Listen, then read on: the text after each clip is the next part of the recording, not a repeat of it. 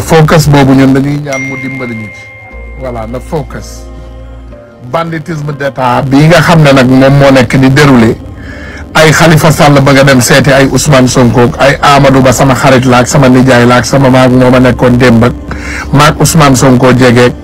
na leen faxas sànni fële ay poubelle lañu poubelle kenn du ko jëfandikoo poubelle dañ koy sànni ci mbalit ma voilà donc sénégalais yi dama bëgg a patriote surtout nañu focaliser wu ci li nga xam ne moom mooy essentiel bi ñu sant mooy ngeen continuer ci parrainage bi lancer parrainage bi ñoom toog nañu ba parrainage bi ñëw ñu soog a gën a xam ne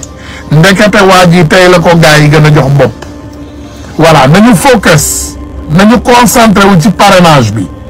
te bàyyi wax ji voilà nañu concentré wu sur le parrainage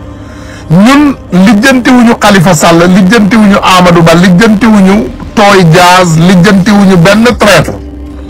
ñun li ñu intéressé mooy un Sénégal qui va changer drastiquement changement radical la ñu woote ci Sénégal ñun nekkuñu fi ci ay négociation nekkuñu fi ci ay tappale ak ay njuuj njaaj ak ay wuruj ak ay warat voilà na ngeen concentré wu ci li nga xam ne moom moo ñu tax a jóg li ñu tax a jóg mooy lan mooy Sénégal bu bees Sénégal boo xam ne ñëpp la fi nekkal Sénégal boo xam ne ñëpp ñoo ko bokk Sénégal boo xam ne ñëpp lay njariñ moo ñu tax a jóg on n'est pas là pour des milliardaires fonctionnaires yoo xam ne sàcc nañu alalu réew mi ba mu neex leen ànd ko ak ay journalistes yu ñàkk xorom yoo xam ne amuñu benn représentation ci réew mi kenn joxu leen cër kenn dégluwu leen kenn respecté wu leen ngeen bëgg ñoo jaay ay furit nous on n'est pas dans ça dégg nañu comme ni ko ñëpp déggee ne Khalifa Sall dem na wuti permis pour dem visiter le président Ousmane Sonko il n'a qu'à lui barrer la route ñun gëmuñu Khalifa Sall xam nañu ne tey li ñuy dund nii yëpp ci Sénégal ci ñi ñu ko teg Khalifa Sall ci la bokk jiite ko nag muy Barthélemy Diaz Tooy Diaz la ñu fexe mu jege Ousmane Sonko pour takkal ko tilimal ko yàq ko loolu la ñu bëgg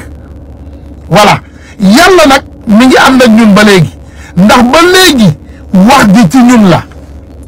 ñuy déglu ñun la ñuy waxal ñun la ñu bëgg a xam suñu opinion boo leen bëggee dégg man sama opinion ñun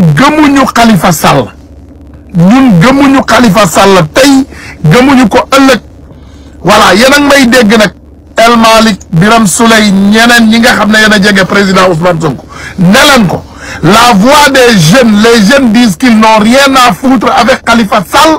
avec tout ce banditisme d'État masqué derrière ça ñun intéressé wuñ ñu bu mu ko accepté tey bu mu ko accepté ëllëg am na droit de wuti permis de visite voilà na dem am na ñu mu war a mën a visiter il y a presque 1800 détenus politiques yoo xam ne tey ñoom seen yoon nekku ci ñu jàpp leen tëj leen ci biir kaso bi ñu mel ni ay ñoom Bilal Diatta ñu jàpp leen di leen torturer ci biir kaso yi ñu jàpp ñoom Pape Abdoulaye Touré ñoom Abdou Karim Gueye ñoom Cheikh Omar Diagne ak ñeneen tëj leen ci biir kaso bi ñoom nit dof ay nit yoo xam ne defuñu lu dul bëgg seen réew lu dul bëgg benn projet lu dul bëgg réew mu changé ngeen tëj leen donc Khalifa xam ngeen xel ne demul visiter Ousmane Sonko parce que Ousmane Sonko daf ko intéressé dafay dem visiter Ousmane Sonko parce que xam na ne guddi yi ñu toll il est mort il le sait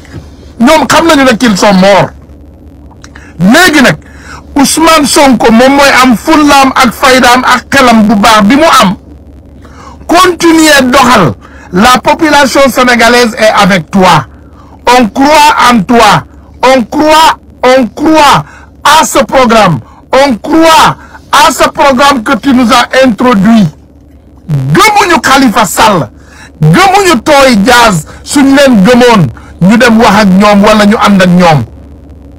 voilà donc s'il te plaît ñu ngi ñaan yéen a ngi may dégg kilifa yi yéen a ngi may dégg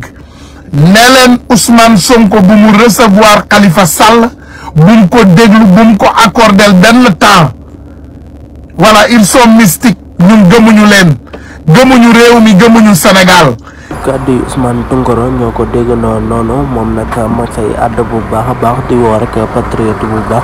ñu daal di focus rek si li nga xamante ne seen rek moo di seen fiche de parrainage boobu nga xamante ne si ne moom la leen jégleel jëm si kookee di Bassirou Diomaye Faye moom kookee di Ousmane Tounkara di xam lu mel noonu ba tey rek di wax kookee di Ousmane Sonko bu mu recevoir benn yoon ki nga xamante ne si ne moom moo di Khalifa Ababacar Sall moom kookee di Ousmane Tounkara loolu rek lay sàkku si kookee nga xamante ne si ne rek moom moo di Ousmane Sonko mu bañ a rek recevoir li nga xamante ne si ne rek moo di ñooña nga xamante ne si ne ay mbalit lan ay si poubelle dong lan war a dem moom kookee di Ousmane Tounkara